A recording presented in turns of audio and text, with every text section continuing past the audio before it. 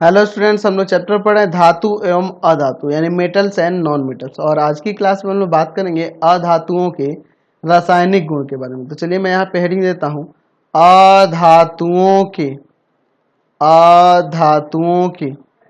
रासायनिक गुण। रासायनिक गुण, अधातुओं के रासायनिक गुण के बारे में आज हम लोग बात करेंगे। तो चलिए हम लोग पहले बात करते हैं कि जब ऑक्सीजन के साथ अभिक्रिया करता है कोई अधातु तो क्या बनता है। तो मैं यहाँ पे हेडिंग देता हूँ ऑक्सीजन के साथ अभिक्रिया। अधातु किसके साथ अभिक्रिया करेंगे? ऑक्सीजन के साथ। चलिए देखते हैं। हम लोग यहाँ पर लेते हैं कार्बन। कार्बन जब ऑक्सीजन के साथ अभिक्रिया करेगा तो क्या बनेगा? कार्बन डाइऑक्साइड बनेगा। ठीक है, कार्बन डाइऑक्साइड बना रहा है। और ये ऑक्साइड कैसा होता है? तो या देखिए, हम लोग जानते हैं कि अधातु का ऑक्साइड जो होता है वह अम्लीय होता है। तो अगर हम लोग इस कार्बन डाइऑक्साइड को जल के साथ अभिक्रिया करा दे तो ये क्या बना देगा? कार्बोनिक अम्ल बना देगा, H2CO3। क्योंकि ये क्या है? ये अम्लीय ऑक्साइड है, और अम्लीय ऑक्साइड जब जल के साथ अभिक्रिया करेगा तो यहाँ पे क्या बनाएगा? एक अम्ल ही ना बनेगा। उसी तरह से अगर मैं यहाँ सल्फर लेके ऑक्सीजन के साथ अभिक्रिया करूँ, ये अधातु है, तो क्या बनाएगा? Sulphur dioxide. और सल्फर डाइऑक्साइड का नेचर कैसा होगा? ये अम्लीय नेचर का होगा ना जी, अम्लीय ऑक्साइड होगा। और इसका जब अभिक्रिया कर देंगे किसके साथ? जल के साथ। तो जल के साथ अभिक्रिया करके क्या बनाएगा?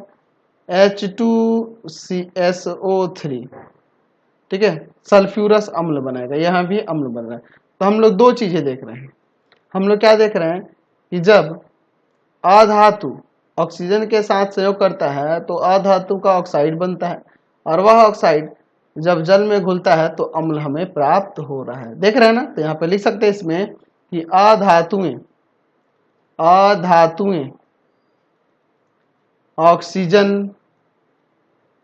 ऑक्सीजन के साथ संयोग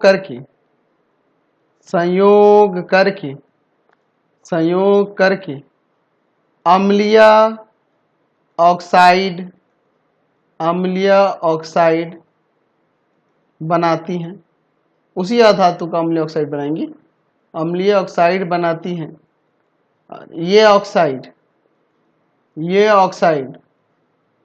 ये ऑक्साइड जल में घुलकर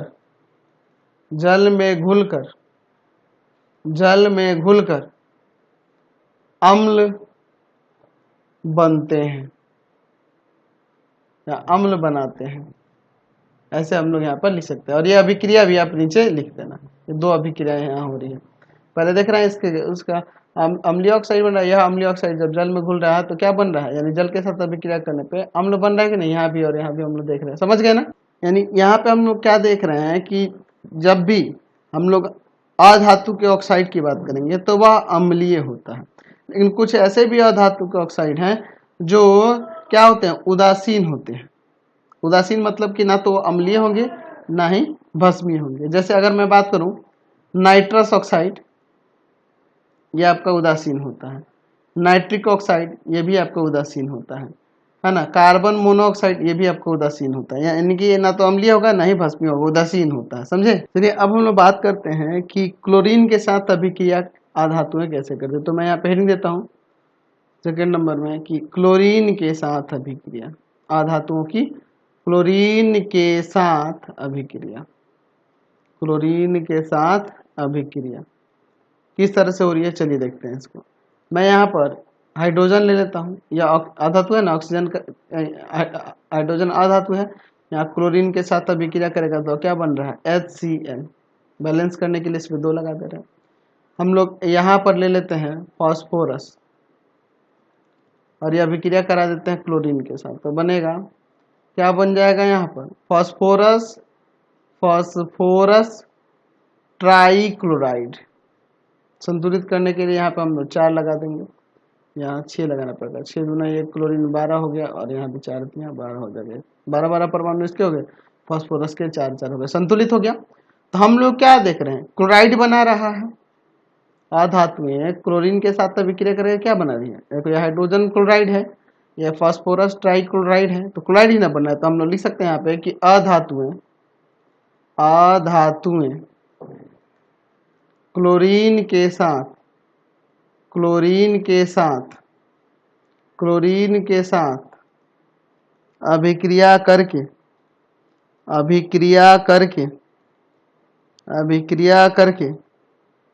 क्लोराइड बनाती है। समझ गए? अच्छा, अगर हम लोग बात करें अधातु की, तो ये जल के साथ अभिक्रिया नहीं करती है, तो हम लोग लिख सकते हैं यहाँ पर तीसरे नंबर में जल के साथ अभिक्रिया की बात करें तो इतना में ही हमारा काम हो जाएगा, क्योंकि अधातुएं जल के साथ अभिक्रिया नहीं करती, तो इसमें बस यही लिख देंगे कि अधातुएं जल के साथ अभिक्रिया नहीं करती हैं। अधातुएं जल के साथ अभिक्रिया नहीं करती हैं। समझ गए? चलिए अब हम लोग बात करते हैं इनके अम्लों के साथ अभिक्रिया कैसे होती है। तो चलिए लिखते हैं अम्लों के साथ अभिक्रिया। तो देखिए, अम्लों के साथ अभिक्रिया की बात करेंगे अधातुओं की, तो सामान्यतः ये आपकी अभिक्रिया नहीं करती अम्लों के साथ, लेकिन अगर हम लोग बात करेंगे अधातु के ऑक्सीकरण किसी ऑक्सीकारक अम्ल के साथ, तो आसानी से अभिक्रिया कर लेती है। जैसे मैं यहाँ पे ले लेता हूँ सल्फर को, सल्फर आपका अधातु हो गया।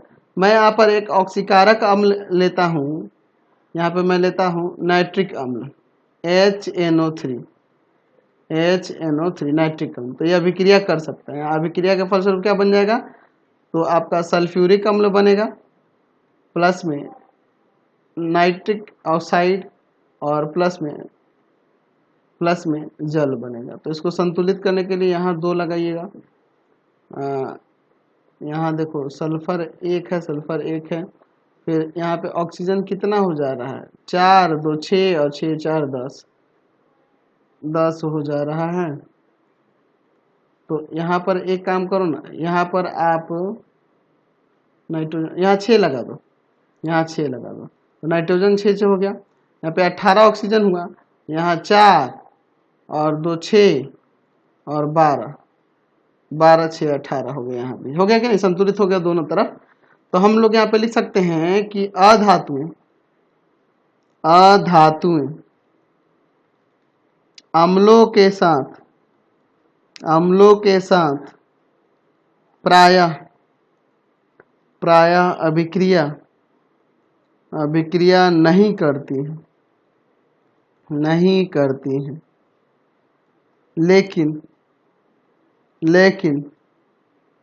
लेकिन कुछ अधातुएं ऑक्सीकारक अम्लों के साथ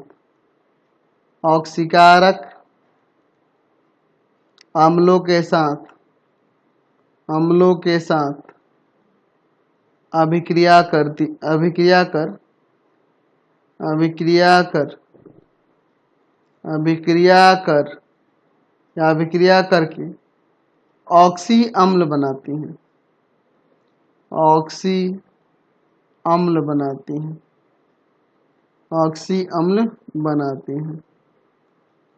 ठीक है, जैसे यहाँ पर बन रहा है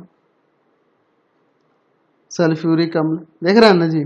चलिए अब हम लोग बात करते हैं हाइड्रोजन के साथ अधातु अभिक्रिया कैसे करते हैं। चलिए, तो मैं यहाँ पे लिखता हूँ हाइड्रोजन के साथ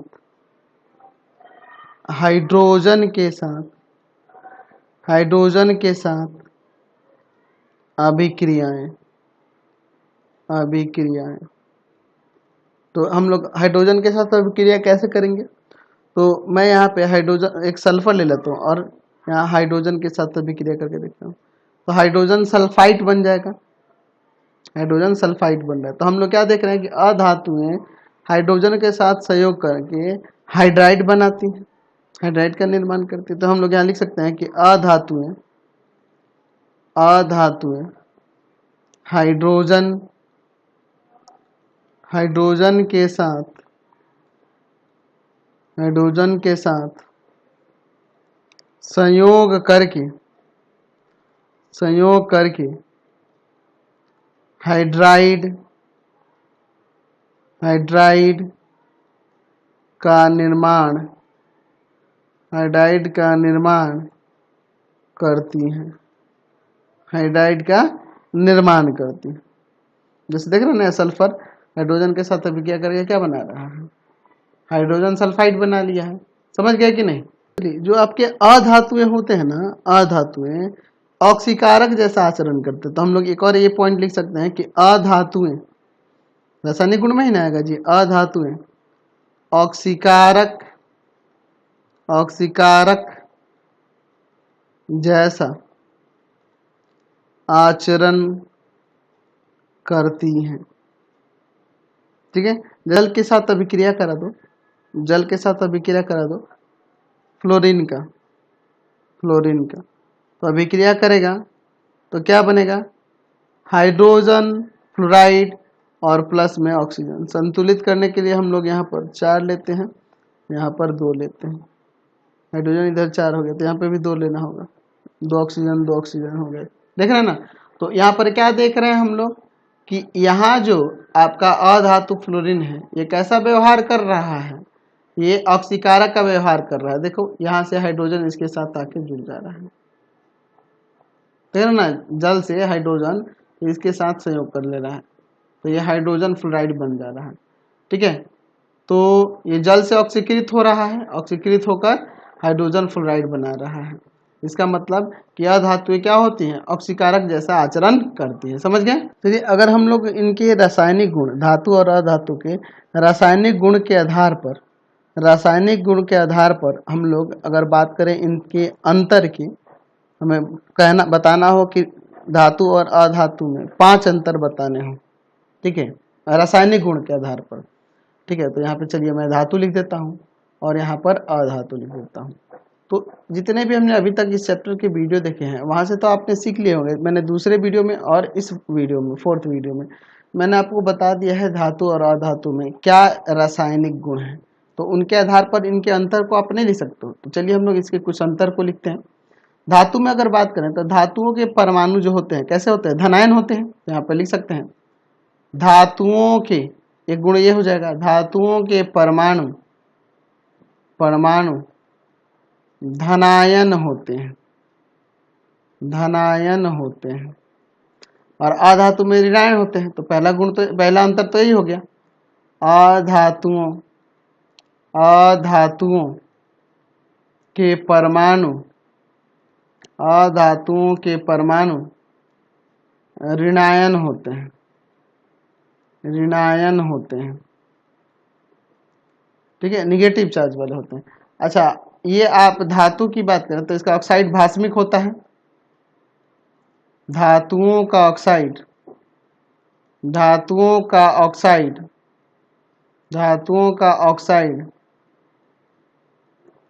भास्मिक होते हैं।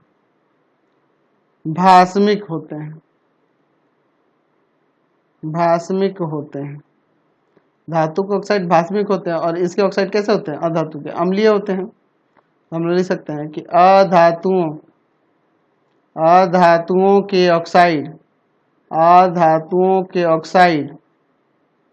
अम्लीय होते हैं। अधातुओं के ऑक्साइड कैसे होते हैं, अम्लीय होते हैं। ठीक है, और क्या होता है, धातु जो है ना, अगर मैं बात करूं अम्लों के साथ अभिक्रिया करके ये हाइड्रोजन गैस मुक्त करते हैं। ठीक है, और ये अम्ल के साथ अभिक्रिया नहीं करते हैं। तो हम लोग लिख सकते हैं कि धातुएं अम्लों के साथ, ठीक है, अम्लों के साथ अभिक्रिया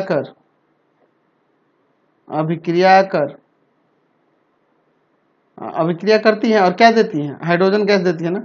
अभिक्रिया कर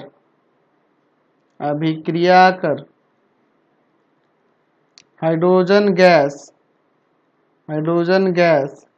मुक्त करती हैं। लेकिन अधातु में अभिक्रिया ही नहीं होती है ना। कैसे अम्ल? तो तनु अम्ल लिख लेते हैं, तनु अम्लों के साथ। तो यहाँ पे लिख सकते हैं इसमें कि अधातुएं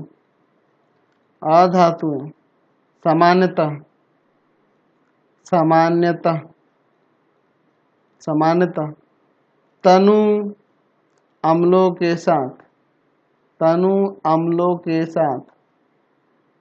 अम्लों के साथ अभिक्रिया नहीं करती है। अभी मैंने वीडियो में भी बताया था, अभिक्रिया नहीं करती है, अभिक्रिया नहीं करती है, सॉरी, अभिक्रिया नहीं करती है। ठीक है। अच्छा, और क्या अंतर है इसमें? तो जो धातु होते हैं, ठीक है, धातु जो होते हैं, धातु क्या होते हैं?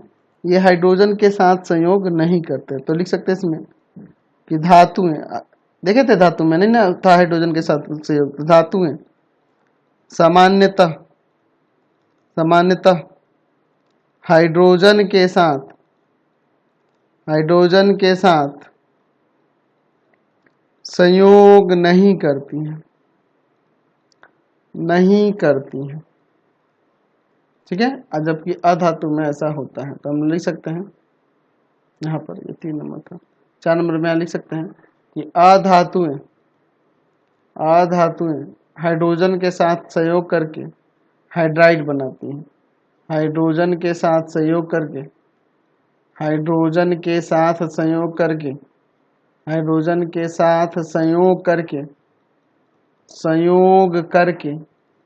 हाइड्राइड बनाती हैं।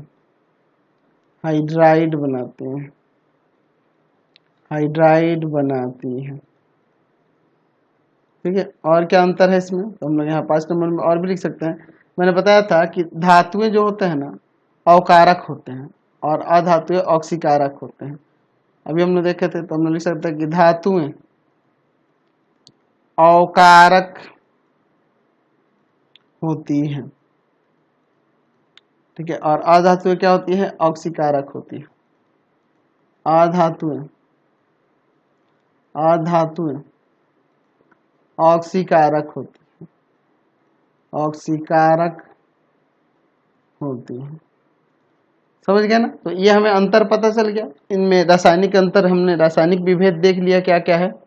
तो फिलहाल अब हम लोग इस वीडियो में इतना ही रहने देते हैं। नेक्स्ट वीडियो में आगे देखेंगे हम लोग इसी चैप्टर में। आपको हमारे 3 चैनलों को सब्सक्राइब करना होगा। पहला है पाथफाइंडर क्लासेस छपरा, दूसरा है आपका भारती भवन रविकांत सर,